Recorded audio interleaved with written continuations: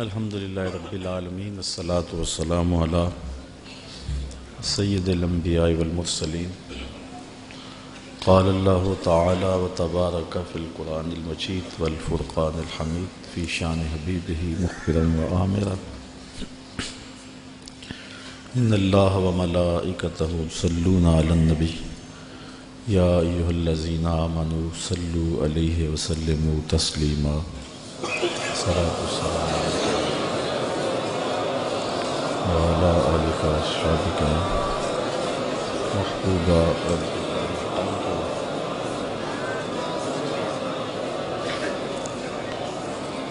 حمد و ثنا کے بعد عالی مرتبت علماء کرام، مبلغین،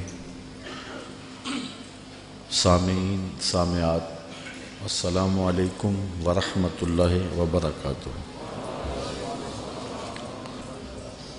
آج 10 محرم الحرام ہے اور یہ دن حضرت امام حسین رضی اللہ تعالی عنہ کی یادیں لے کر طلوع ہوتا ہے۔ ویسے تو ہر دن امام حسین کا دن ہے، لیکن 10 محرم الحرام کو ایک خاص نسبت ہے ان سے۔ صدیاں قبل دوپہر کے وقت عظیمت کی جو داستاں انہوں نے رقم کی تھی، آج اہل ایمان کائنات کے گوشے گوشے میں ان کو خراج پیش کر رہے ہیں۔ اتنے آنسو کسی کے لیے نہیں بہے جتنے امام حسین کے لیے بہے، اور اتنی آہیں اور سسکیاں کسی کی محبت میں نہیں ہوئی جتنی حضرت امام حسین رضی اللہ تعالی عنہ کے لیے ہوئی۔ صدیاں اداس ہیں حضرت امام حسین کے لیے۔ نواسہ رسول نے عظیمت کی جو داستاں رقم کی اور جس طرح انہوں نے دین کے گرتے ہوئے پرچم کو اٹھا لیا اور اپنا گھر لٹا کے دین کو لٹنے سے بچا لیا، آج ہمارا ایک ایک عضو بدن ان کو خراج عقیدت پیش کرتا ہے۔ ہمارا دل، ہمارا قلب، ہماری آنکھیں ان کے حضور محبتوں کا خراج پیش کرتے ہیں۔ علماء سے آپ نے اس عنوان سے بہت ساری باتیں سنی اور محبتوں کے نغمے بھی چھڑے رہے، کربلا کی یاد بھی تازہ ہوتی رہی اور زخموں سے خون بھی بہتا رہا اور آنکھیں آنسوں کے خراج بھی دیتی رہیں۔ یہ ان کے ساتھ محبت کا ایک ثبوت ہے۔ حضرت امام حسین رضی اللہ تعالی عنہ کی سیرت، آپ کا انداز معاشرت، آپ کی زندگی اور آپ کی عظیم قربانی ہم سے اس چیز کو طلب کرتے ہیں کہ ہم ان کے اسوہ کو اپنائیں۔ چونکہ وقت بہت تھوڑا ہے، میں 2-4 باتیں جو حضرت امام حسین کی زندگی سے ہم روشنی لے کر کے اپنی زندگیوں میں ڈال سکتے ہیں۔ رضائے الہی کا حصول یہ امام کا مطمع نظر تھا، اور اس کے لیے ان کی زندگی کی ایک ایک ساتھ گزرتی ہے۔ اللہ کی رضا کے لیے، اس کی قربت کے لیے اپنی جان قربان کر دینا اور اپنا سب کچھ لٹا دینا، یہ بندگی کی معراج ہے۔ شہادت کو شہادت اس لیے کہتے ہیں کہ شہید اپنے خون سے سچائی کی گواہی دیتا ہے، اللہ کی توحید کی، اس کے دین کی گواہی دیتا ہے، اور یہ بہت اونچا منصب ہے۔ حضرت امام حسین رضی اللہ تعالی عنہ کو پہلے سے یہ معلوم تھا کہ وہ شہید کر دیے جائیں گے۔ آپ کے پورے خاندان کو اس بات کا علم تھا، حضور کی زبان سے یہ بات خاندان میں پہنچی تھی، لیکن کسی ایک نے بھی آ کے حضور سے نہیں کہا کہ حضور دعا کر دیں یہ مصیبت ٹل جائے اور کربلا میں جو مشکلات آنے والی ہیں جن کی خبر دی جا رہی ہے وہ مشکلات ان پر نہ آئیں۔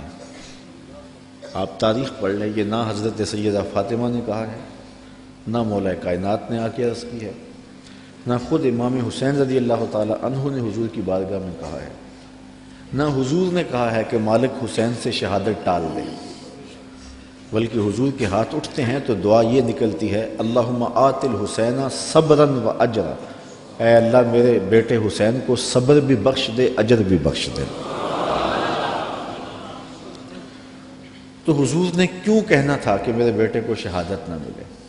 وہ تو اس امتحان کے لیے تیار کر رہے تھے۔ استاد جب شاگرد کو پڑھاتا ہے، محنت کراتا ہے، تو وہ یہ کبھی نہیں چاہتا کہ میں نے جو اس کو محنت کروائی ہے اس کے امتحان نہ ہو۔ وہ کہتا ہے یہ امتحان گاہ میں جائے، زمانے کو پتہ چلے کسی استاد نے پڑھایا تھا۔ تو حضور حضرت امام حسین کے لیے دعا مانگ رہے ہیں کہ مالک اسے صبر بھی دے، اجر بھی دے۔ جب کربلا میں حسین پیاس کاٹے تو پھر بھی ان کی زبان پر شکایت کا لفظ نہ آئے تو لوگ کہیں واقعی پیغمبر کی زبان چوسی تھی۔ حضرت امام حسین واقعی حضور کے کندھوں پہ کھیلے تھے، حضور نے ایسے ہی اپنا بیٹا قرار نہیں دیا تھا۔ اور یہ صبر کا امتحان تھا جو حضرت امام حسین رضی اللہ تعالیٰ عنہ نے دیا، ورنہ اگر یہ چاہتے تو فرات چھلک کے آپ کے قدموں میں آ کے سلامی نہ کرتے۔ یہ تو حوض کوثر کے وارث کے نواسے ہیں، ایڑیاں رگڑتے تو چشمے نہ پھوٹتے۔ یہ تو رب کی تقدیر کو مانے بیٹھے تھے، یہ تو اس امتحان میں کامیابی کے لیے دعا گو تھے کہ مالک ہمیں استقامت نصیب کرے۔ امام زہری کہتے ہیں کہ جب مروان کے زمانے میں حضرت امام زین العابدین کو دوبارہ گرفتار کیا گیا اور بیڑیاں پہنائی گئیں، سب سے زیادہ دکھ حضرت امام زین العابدین نے دیکھے، کھلی آنکھوں سے یہ منظر کربلا کا سارا انہوں نے دیکھا ہے۔ کہتے ہیں واقعہ کربلا کے بعد امام زین العابدین کبھی بھی ہنسے نہیں تھے اور کبھی ٹھنڈا پانی بھی نہیں پیا تھا۔ شاید پانی پینے لگتے ہوں گے تو سکینہ کی پیاس یاد آتی ہوگی۔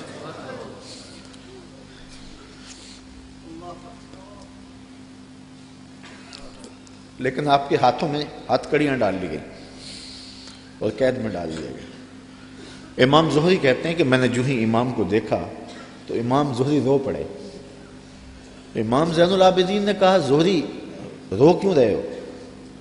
میں نے کہا حضرت آپ کے ان ہاتھوں میں ہاتھ کڑیاں ہیں، پیغمبر زادے ہو، دنیا کو دین دیا ہے، اور آج آپ کے ہاتھ میں ہاتھ کڑیاں ہیں۔ بے مروت بے وفا تیرا بھی کیا افسانہ ہے، جس نے اپنی ہی شمع کو گل کیا تو وہ پروانہ ہے۔ تو کہا یہ لوگ کتنے ظالم ہیں جنہوں نے آپ کے ہاتھوں میں ہتھ کڑیاں ڈالی۔ اور امام زہری کا دل پھٹتا جا رہا ہے۔ امام زین العابدین فرمانے لگے زہری پریشان ہونے کی ضرورت نہیں، ہم تو اس کی تقدیر کے اوپر راضی ہیں، ورنہ یہ زنجیریں کیا ہیں، آپ نے جھٹکا دیا زنجیریں ٹوٹ گئیں۔ کہا یہ ہمارے لیے نہیں ہے۔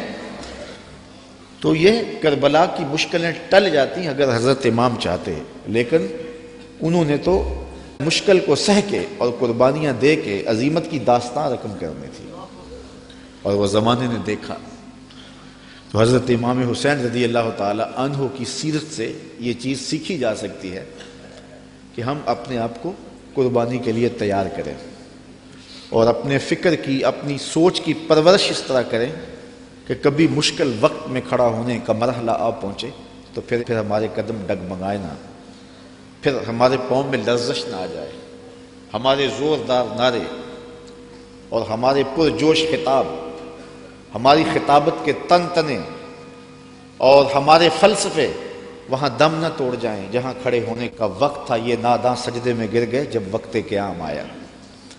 تو ہم نے اپنی پرورش حضرت امام حسین رضی اللہ تعالی عنہ کی اس فکر کی روشنی میں کرنی ہے، تاکہ اگر کوئی ایسا وقت آن پہنچے تو پھر ہمارے قدم اکھڑنے نہ پائیں۔ حضرت امام حسین رضی اللہ تعالی عنہ نے یزید کی بیعت سے انکار کیا، اور اس میں ہمارے لیے سیکھنے کی یہ بات ہے کہ ہم کبھی بھی کسی ظالم کے ہاتھ پہ بیعت نہ کریں۔ یہ جو مصلی کی امامت ہے، میں اپنے اس جملوں پہ آپ کی توجہ چاہوں گا۔ یہ جو مصلی کی امامت ہے، یہ امامت صغرا ہے، چھوٹی امامت ہے، اور یہ تخت و تاج کی امامت جو ہے یہ امامت کبریٰ ہے، بڑی امامت ہے۔ ہم چھوٹی امامت کے بارے میں تو اتنے حساس ہیں کہ اگر کسی کے پاؤں کی انگلیاں بھی اٹھ جائیں تو ہم اس کے پیچھے کہتے نماز نہیں ہوگی۔ اگر کسی شخص کی داڑھی کا سائز چھوٹا ہو تو ہم اس پہ احتیاط کرتے ہیں کہ اس کے پیچھے نماز واجب الاعادہ ہے۔ تو یہاں تو داڑھی کا سائز اور انگلیوں کا لگنا اور اٹھنا بھی دیکھتے ہیں، پھر نماز ہے۔ تو امامت صغرا میں ہماری یہ احتیاط ہے، اور جہاں امامت کبریٰ کا معاملہ آئے وہاں آنکھیں بند کر کے بیٹھ جائیں۔ تو ہمیں سوچنا ہوگا، حضرت امام حسین رضی اللہ تعالی عنہ نے فرمایا تھا وَمِثْلُنَا لَا يُبَايُعُ، یہ نہیں کہا تھا کہ میں یزید کی بیعت نہیں کرتا، کہا میرے جیسا شخص یزید کی بیعت کر کیسے سکتا ہے۔ یزید فاسق مولن تھا، یزید شراب پیتا تھا، مسلمانوں کا قاتل تھا، فاجر تھا، اور امام حسین رضی اللہ تعالی عنہ کی پرورش آغوش نبوت میں ہوئی تھی۔ تو یزید کے ناپاک ہاتھ میں امام کا ہاتھ کیسے آ سکتا تھا؟ اور ابھی حضرت کہہ رہے تھے کہ لوگ سر بچانے کے لیے ہاتھ دے دیتے ہیں، اور امام نے ہاتھ بچانے کے لیے سر دے دیا۔ اور تاریخ کربلا کی پڑھیں، آپ کو نیزوں کے اوپر سر نظر آئیں گے، آپ کو گھوڑوں کی ٹاپوں پہ روندے جانے والے لاشوں کا تذکرہ ملے گا، لیکن امام کے ہاتھوں کا ذکر آپ کو کہیں نہیں ملے گا۔ امام کا سر نیزے کی نوک پہ تھا، لاشیں گھوڑوں نے رون دیے، امام کے ہاتھ کدھر گئے؟ شاید قدرت نے اٹھا لیے ہوں کہ کوئی یزیدی امام کا کٹا ہوا ہاتھ نہ اٹھا لے، اور پھر یزید اس ہاتھ کو اپنے ہاتھ میں ڈال کر کے کہے چلو اس طرح ہی صحیح، امام کا ہاتھ تو میرے ہاتھ میں آ گیا۔ امام کی عظمت کا پہرا رب نے دیا، اور ان کی آبرو کا پہرا رب نے دیا۔ امام حسین کا کٹا ہوا ہاتھ بھی یزید کے ہاتھ میں نہیں آیا۔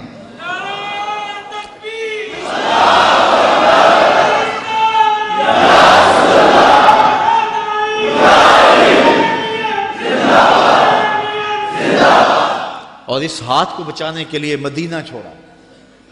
مدینہ چھوڑنا کوئی آسان تو نہیں نا، 8 دن کے لیے حاجی جاتا ہے نا، مدینے میں رہتا ہے، اور جب چھوڑتا ہے تو قیامت ٹوٹ رہی ہوتی ہے۔ کسی نے پوچھا تھا عمرے اور حج کا ماجرا، تو میں نے کہا تھا کعبۃ اللہ پہ پہلی نظر مشکل ہے اور روضہ رسول پہ آخری نظر مشکل ہے۔ تو 8 دن رہنے کے بعد وہاں سے پلٹنا قیامت ہوتا ہے۔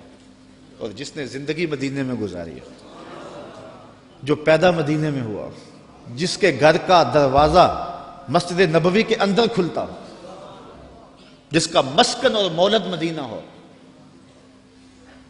اعظم چشتی مرحوم جب مدینہ رسول میں آخری حاضری پر گئے تو بیمار تھے، ویل چیئر پہ تھے، تو انہوں نے الوداع ہوتے ہوئے خادم سے کہا کہ میرا رخ حضور کے روضے کی جانب رہنے دو اور کچھ پیچھے سے کھینچو۔ اور جب وہ نظارے نگاہوں سے اوجھل ہونے لگے تو اعظم چشتی مرحوم نے کہا کہ جاں بدن سے نکلتی ہے اعظم، جاں بدن سے نکلتی ہے اعظم، کوئی آسان ہے مدینے سے جدا ہونا۔ تو اپنی فکر کی آبیاری کے لیے اور یزید سے اپنے ہاتھ کو بچانے کے لیے آپ نے وہ شہر مدینہ بھی چھوڑا، شہر خوبہ بھی چھوڑا، پھر مکہ المکرمہ بھی چھوڑا۔ 8 ذی الحج کو مکہ المکرمہ چھوڑا، تاریخ پڑھیں آپ، اور منا میں 8 ذی الحج کو لوگ جمع ہو رہے ہیں، اے تماشا گاہ عالم روئے تو کجا بہرے تماشا می روی۔ اب یہاں مجھے اقبال یاد آئے، مدعاش سلطنت بوتے اگر خود نہ کر دے وا چنی ساما سفر۔ اقبال کہتے ہیں کہ اگر حضرت امام حسین رضی اللہ تعالیٰ عنہ کا مدعا سلطنت کا حصول ہوتا تو اتنے تھوڑے لوگوں کے ساتھ آپ کبھی بھی سفر نہ کریں۔ ٹوٹل 145 افراد ہیں، بچوں اور خواتین کے سمیت۔ اور سارا مدینہ آپ کا مرید ہے۔ اللہ اکبر۔ مکے میں پوری دنیا سے حاجی آ رہے ہیں، لیکن آپ مکے کو چھوڑ کے جا رہے ہیں۔ طرمہ بن عدی بن حاتم راستے میں ملتا ہے تو 30,000 کا لشکر آپ کی پشت پہ کھڑا ہونے کا عندیہ دیتا ہے۔ آپ فرماتے ہیں مجھے یہ بھی قبول نہیں ہے۔ یزید کا مکروہ چہرہ بے نقاب کرنے جا رہے تھے اور اس شہادت کو چومنے جا رہے تھے جس کی بشارت رسول اللہ نے دی ہوئی تھی، اور پھر بڑھتے گئے اور اٹھنے والے قدم حضرت امام کے پیچھے نہیں ہٹے، اور قیامت تک لوگوں کو درس اور سبق دے گئے کہ حق کے لیے جان کا نذرانہ پیش کرنا پڑے تو یہ سودا سستا ہے۔ آج دین کی قدریں پامال ہوں اور ہم ڈھب سے بات بھی نہ کر سکیں تو میں پوچھتا ہوں کیا حجرہ فاطمہ سے بڑی بھی کوئی خانقاہ ہو سکتی ہے؟ کیا حسین ابن علی سے بڑا بھی کوئی سجادہ نشین ہو سکتا ہے؟ تو جب انہوں نے حق کے لیے اپنا سب کچھ لٹا دیا تو مجھے اور آپ کو اپنی زندگی کی ایک ایک ساتھ کو دین کے لیے پیش کر دینا ہوگا۔ حضرت امام حسین سے سیکھا جا سکتا ہے صبر اور استقامت کا سلیقہ، کہ انہوں نے کس طرح صبر کا امتحان دیا۔ 57-58 سال کی عمر کا شخص ہو اور اس کو یہاں سے چل کے باہر وضو خانوں تک 3 سے 4 مرتبہ جانا پڑے تو سانس پھول جائے گی، اور حضرت امام حسین ایک بار نہیں گئے، 71 بار لاشیں لینے گئے، 71 مرتبہ لاشیں لینے گئے ہیں، اور لاشیں بھی بیگانوں کی نہیں ہیں، اپنے بیٹوں کی۔ جوان بیٹے کی لاش اٹھانا تماشا لب بام نہیں ہے۔ کسی کا جوان بیٹا فوت ہو جائے، سارے گھر والے دلاسا دے رہے ہوتے ہیں تو باپ اور ماں سنبھلتے نہیں ہیں۔ ایسے مناظر آپ روز دیکھتے ہیں۔ جنازہ اٹھتا ہے تو 10 آدمی تھام کے لے جا رہے ہوتے ہیں، یہ کون ہے؟ کہا اسی کے جوان کی لاش جا رہی ہے۔ جوان بیٹے کی لاش ہو، 10 آدمی سنبھالا دے رہے ہوں اور باپ پھر بھی نہیں سنبھلتا، موت بھی تبھی ہوتی ہے۔ میں سلام پیش نہ کروں اس حسین پر جو جوان علی اکبر کی لاش کو کندھوں پہ اٹھا کے خیموں تک لاتا ہے اور پھر بھی ہاتھ اٹھا کے کہتا ہے مالک حسین کی یہ قربانی بھی قبول فرما۔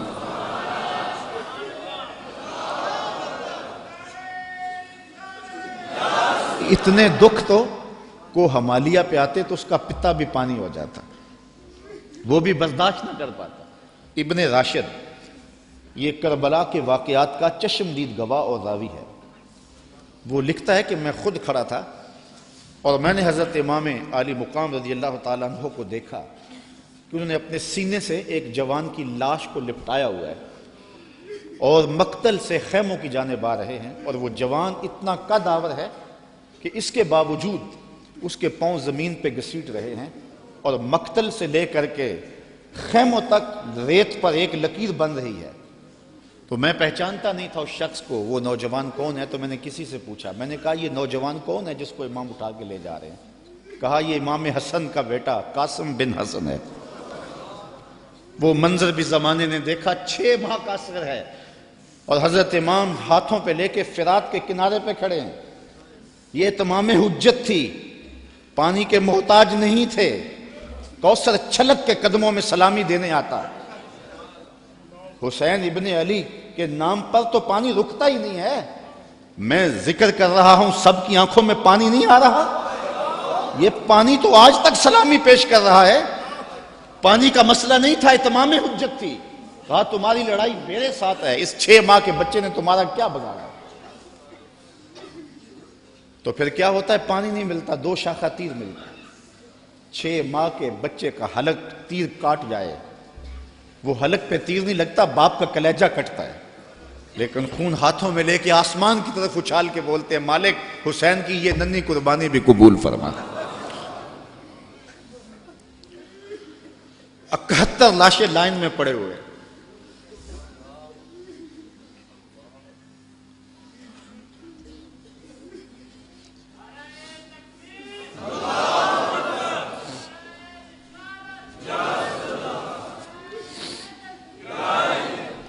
یزیدیوں کی صفاقی، ان کا ظلم اور بربریت ان کے تیور نظر آ رہے ہیں، اور خیمے کے اندر پردادار سادات بیٹھی